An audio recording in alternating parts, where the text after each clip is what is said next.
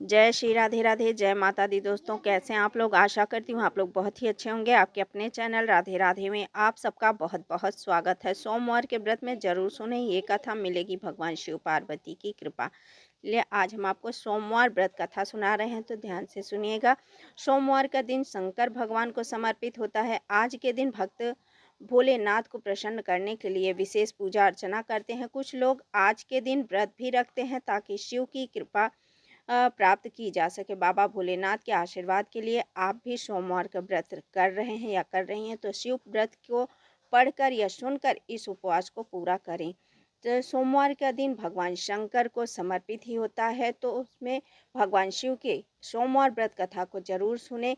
इससे विशेष पूजा अर्चना भी करते हैं। कुछ लोग आज के दिन व्रत भी रखते हैं ताकि शिव की विशेष कृपा उन्हें प्राप्त हो सके। बाबा भोलेनाथ के आशीर्वाद के लिए आप भी सोमवार का व्रत कथा जरूर सुने और भगवान शिव के कथा सुनकर व्रत को पूरा करें। सोमवार व्रत की विधि।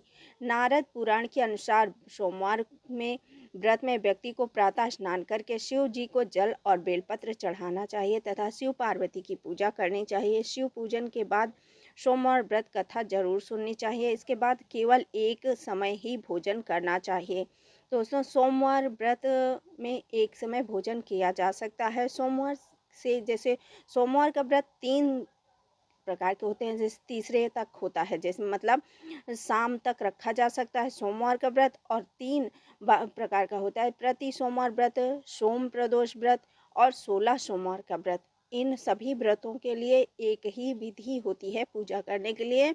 और सोमवार की व्रत कथा एक समय की बात है कि अब हम आपको कथा सुना रहे हैं, तो सुनिए।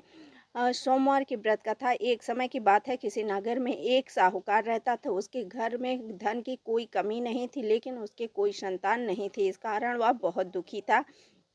पुत्र प्राप्ति के लिए वह प्रत्येक सोमवार व्रत रखता था और पूरी श्रद्धा के साथ शिव मंदिर में जाकर भगवान शिव और पार्वती की पूजा करता था। उसकी भक्ति देखकर एक दिन माँ पार्वती प्रसन्न हो गईं और भगवान शिव से उस साहूकार की मनोकामना पूर्ण करने का आग्रह किया। पार्वती जी की इच्छा सुनकर भगवान शिव ने कहा कि हे देवी, इस संसार में हर प्राणी को उसके कर्मों का फल मिलता है और जिसके भाग्य में जो हो उसे भोगना ही पड़ता है। लेकिन पार्वती जी ने साहूकार की भक्ति का मान रखने के लिए उसकी मनोकामना पूर्ण करने की इच्छा जताई। माता पार्वती के आग्रह पर शिव जी ने साहूकार को पुत्र प्राप्ति का वरदान तो दिया, लेकिन साथ ही यह भी कहा कि उसके बालक की आयु केवल 12 वर्ष की होगी। माता पार्वती और भगवान शिव की बातचीत को साहूकार सुन रहा था। उसे न तो इस बात की खुशी थी कि और ना ही दुख।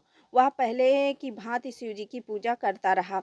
कुछ समय के बाद साहूकार के घर एक पुत्र का जन्म हुआ। जब वह बालक 11 वर्ष का हुआ तो उसे पढ़ने के लिए काशी भेजा दिया गया। साहूकार के पुत्र के मामा को बुलाकर उसे बहुत सारा धन दिया और कहा कि तुम इस बालक को काशी विद्या प्राप्ति के लिए ले जाओ और मार्ग में यज्ञ कराना। जहाँ भी यज्ञ कराओ वहाँ ब्राह्मणों को भोजन कराते और दक्षिणा देते हुए जाना।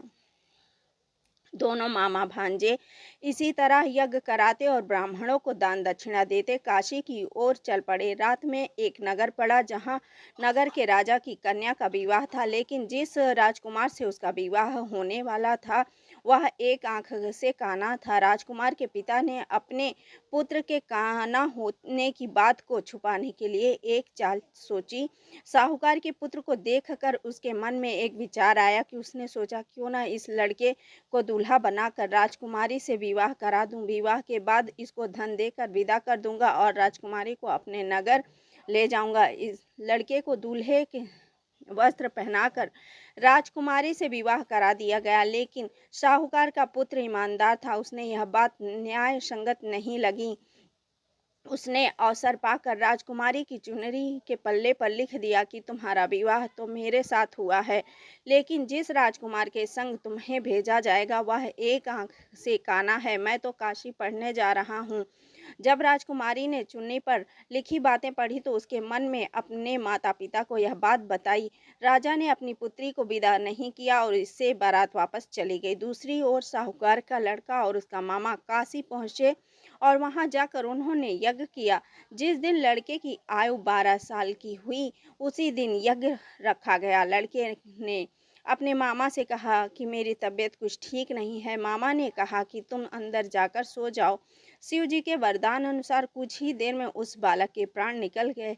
मृतक भांजे को देखकर उसके मामा ने विलाप शुरू किया। संयोग बस उसी समय शिव जी और माता पार्वती जी उधर से जा रही थी। माता पार्वती ने भगवान से कहा, स्वामी, मुझे इसके रोने के स्वर सहन नहीं हो रहे। आप इस व्यक्ति के कष्ट को अवश्य दूर करें। जब शिव जी मृतक बालक के समीप गए तो वह बोली कि यह उसी साहूकार का पुत्र है जिसे मैंने 12 वर्ष की आयु का वरदान दिया।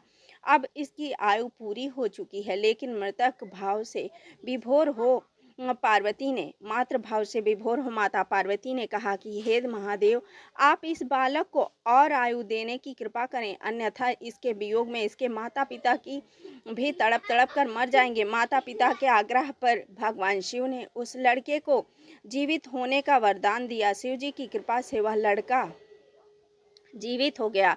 शिक्षा प्राप्त करके लड़का मामा के साथ अपने नगर की ओर चल दिया। दोनों चलते हुए उसी नगर में पहुंचे जहां उसका विवाह हुआ था। उस नगर में भी उन्होंने यज्ञ का आयोजन किया। उस लड़के के ससुर ने उसे पहचान लिया और महल में ले जाकर उसकी खातिरदारी की और अपनी पुत्री को विदा किया। इधर साहूकार और उनकी पत्नी भूखे प्यासे रहकर बेटे की प्रतीक्षा कर रहे थे।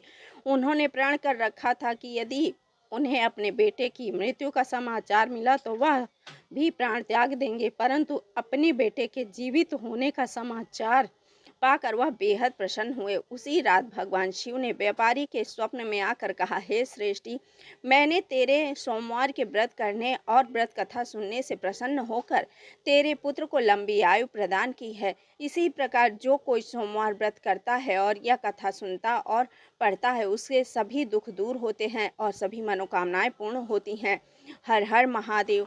जय श्री राधे राधे। हे दोस्तों, भगवान शिव बहुत ही कृपालु हैं, लेख पे मेघ करने वाले हैं। जैसे भगवान ने शाहूकार के पुत्र को जीवन दिया, उसी प्रकार सभी के पुत्रों की आयु लंबी करें और सब पर अपनी कृपा बनाए रखें, सभी के कष्टों को दूर करें। आशा करती हूँ आप लोगों को ये कथा जरूर पसंद आएगी। पसंद आए तो लाइक कीजिए, शेयर कीजिए और सब्सक्राइब कर लीजिए। जय श्री राधे राधे। जय माता दी। हर हर महादेव।